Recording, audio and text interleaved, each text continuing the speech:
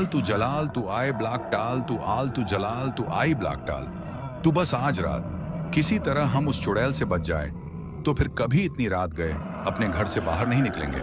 ठीक कहा भाई, पता नहीं हमारी कौन सी मति मारी गई थी जो इतनी रात में शादी से लौट कर आ गए। इससे अच्छा तो हम लोग वहीं पर ही रुक जाते। रतन और संजय रात के लगभग 1 बजे अपने एक दोस्त की शादी से लौट रहे थे, लेकिन उन्हें यह डर था कि कहीं उन्हें गांव में चुड़ैल न दिख जाए जो आजकल गांव के लोगों की सर काट रही थी।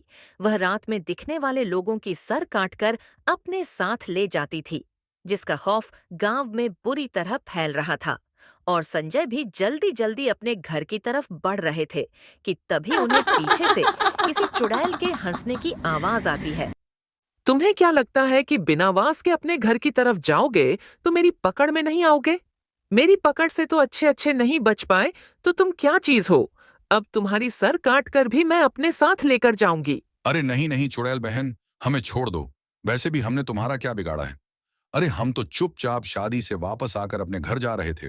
तुम्हें क्या मैं कोई इंसाफ की देवी लगती हूँ जो तुम्हारे कुछ गलत करने पे ही तुम्हें सजा दूंगी? है। और यह सजा नहीं है। मुझे बस तुम्हारी सर चाहिए तो चाहिए। दोनों चुड़ैल से बचने के लिए वहां से भागते हैं, लेकिन चुड़ैल उड़ती हुई उनके सामने आकर खड़ी हो जाती है और अपना चाकू निकालकर उन दोनों की एक एक सर काटकर ले जाती है। सर कटने की वजह से उन दोनों को इतना दर्द होता है कि उनकी चीख पूरे गांव में गूंजने लगती है। उनकी चीख सुनते ही गांव वाले समझ जाते हैं कि गांव में आज फिर से किसी की सर कटी है। हे भगवान, कहीं उस चुड़ैल ने संजय जी की सर तो नहीं काट ली। मैंने उनसे कहा था इतनी रात गई, शादी से वापस मत आना, लेकिन लगता है उन्होंने मेरी बात नहीं मानी। अनीता परेशान होकर यह सोच ही रही थी कि तभी संजय घर आता है। उसका हाथ खून से सना हुआ था।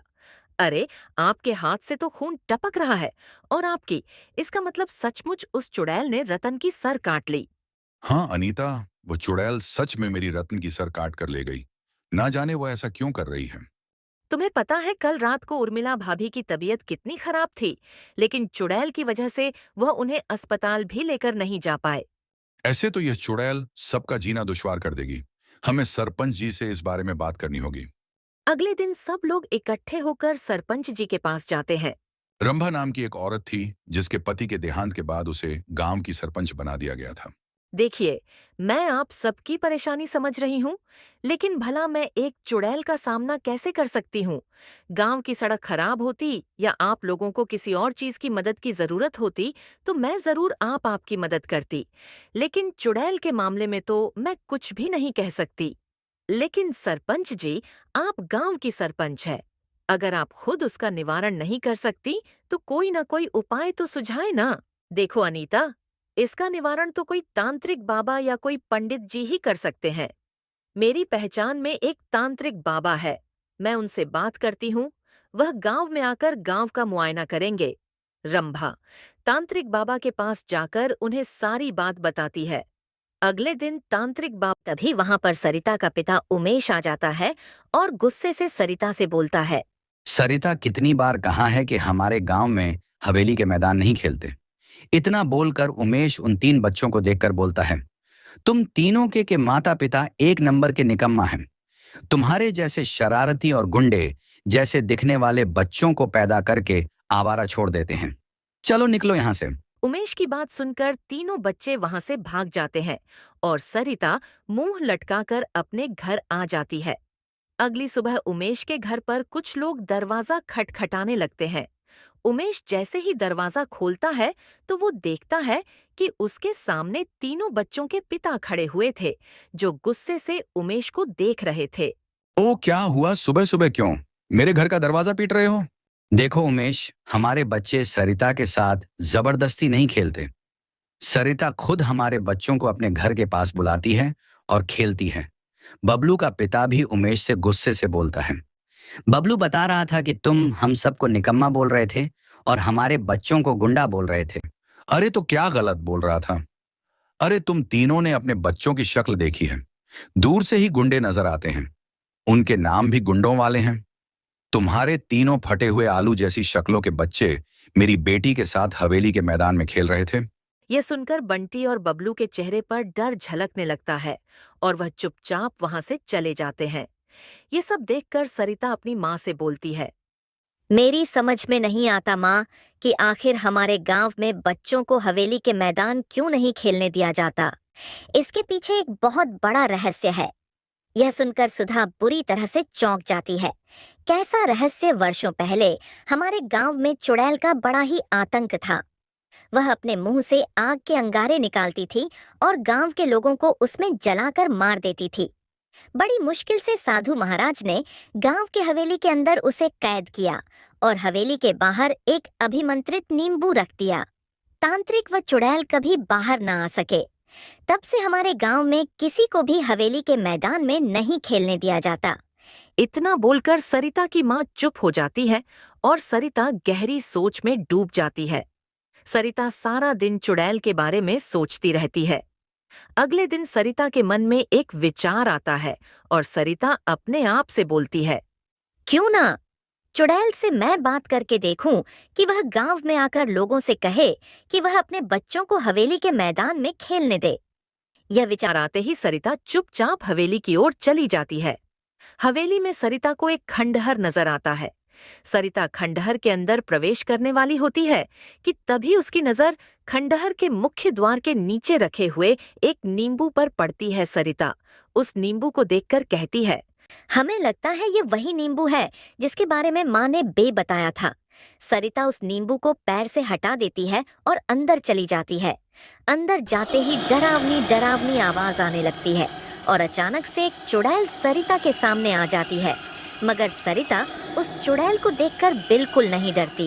यह देखकर चुड़ैल बुरी तरह से हैरान हो जाती है और सरिता से बोलती है, एक चुड़ैल को देखकर तो लोगों के डर के मारे पसीने छूट जाते हैं, लेकिन तुम मुझे देखकर क्यों नहीं डर रही? सरिता सारी घटना बताते हुए चुड़ैल से बोलती है, चुड़ैल जी, एक बार आप गांव में आकर बोल दीजिए ना कि अब से हर बच्चा हवेली के मैदान में खेल सकता है। यह सुनकर चुड़ैल बुरी तरह से चौंक जाती है और सरिता से कहती है, मेरी बच्ची, चल कुछ देर वहां बैठकर बातें करते हैं। तू बड़ी जरूर हो गई है, लेकिन तेरा मन बच्चों जैसा ही है। चुड़ैल सरिता को खंडहर के अंदर ले जाती है। खंडहर के अंदर एक बहुत बड़ा हवेली था। अचानक सरिता बेहोश हो जाती है और चुड़ैल हंसते हुए बोलती है, बरसों बाद आजाद हुई हूं, अब मैं गांव वालों से अपना बदला जरूर लूंगी। इतना बोलकर चुड़ैल सीधे गांव चली जाती है। चुड़ैल को देखकर सभी गांव वाले बुरी तरह से डर जाते हैं। मुखिया कांपते हुए अपनी पत्नी चंदा से कहता है, अरे चंदा, ये तो हवेली वाली चुड़ैल लग रही है। लग नहीं रही, बल्कि वही चुड़ैल है। आखिर ये आजाद कैसे हो गई? अगले ही पर चुड़ैल के मुंह से बड़े बड़े आग के अंगारे निकलने लगते हैं और देखते ही देखते सभी गांव वाले उस आग में कैद हो जाते हैं। चुड़ैल हंसती हुई गांव वालों की ओर देखकर बोलती है, गांव वालों, तुम्हें क्या लगा था कि तुम तांत्रिक से मुझे कैद करवा दोगे? तो मैं कभी आजाद नहीं होंगी। अब मैं तुम सबको आग में कैद कर दूंगी और तुम्हारी सारी शक्ति छीन लूंगी और अमर हो जाऊंगी। उमेश अपने घर की खिड़की के अंदर से सब कुछ देख रहा था। उमेश अपनी पत्नी से बोलता है, वहां चुड़ैल पिशाच रहते थे जो हर होली की रात वहां अजीब खेल खेलती है। इस पर दो गांव वालों ने इस अफवाह की सच्चाई जानने की ठानी और वे लोग उसी हवेली में पहुंच जाते हैं जहां शशिकला अपनी प्रेमी के साथ समय व्यतीत कर रही थी। गांव वालों ने शशिकला की एक न सुनी और उसे उसके प्रेमी के साथ ही जला दिया। तब से उसकी आत्मा इसी हवेली में है जो अब खंडहर बन चुकी है। इधर उधर चारों दोस्त अब पूरी तरह फंस चुके थे। हवेली के सभी दरवाजे बंद थे। तभी बूढ़े भूत ने अपनी शक्ति से एक जादुई रहस्यमय दरवाजा बनाया जो सीधा गांव की तरफ जाता था।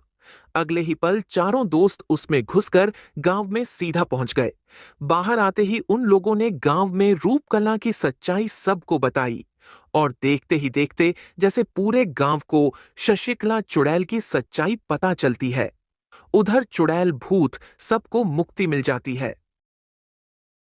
दोस्तों नमस्कार, मेरे वीडियो अच्छी लग रही है ना? तो फिर सब्सक्राइब क्यों नहीं करते? प्लीज सब्सक्राइब जरूर करें।